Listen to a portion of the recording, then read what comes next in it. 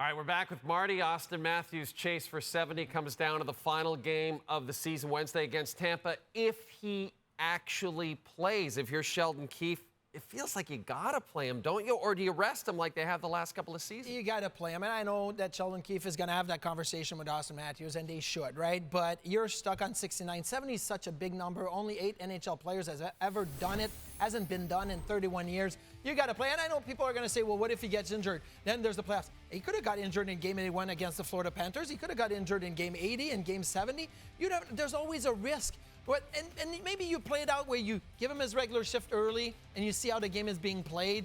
Play him on the power play. You kind of limit his minutes. But you got to play. You got to give him a chance to get to 70. It's been such a long time, and it's so rare to get it done. And he's your leader. He's the guy that's going to take that momentum in the playoffs. Sticking at 69 is a great year, but it's not the same as 70. So, and then you got Kucherov at 99 assists. Yeah. Like, a couple of things for us to look forward to. So hopefully we see both those guys. Now, the Leafs know who their first-round opponent is going to be, and it will be the Boston Bruins. Boston swept all 4 games in the regular season.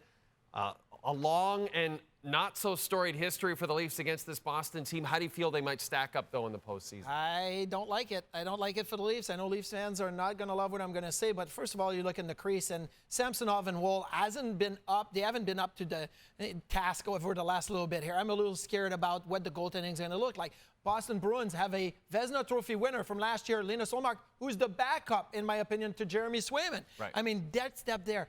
Charlie McAvoy, Lindholm, Geeky, they got great blue liners with the Bruins. I think they match up better, and the offense with Pasternak and Marchand has been great this year. Now, they lost Patrice Bergeron. They lost David Krejci, but they haven't really slowed down. Last year was a fantastic year, and this year was a great season again. So I think this is going to be tough.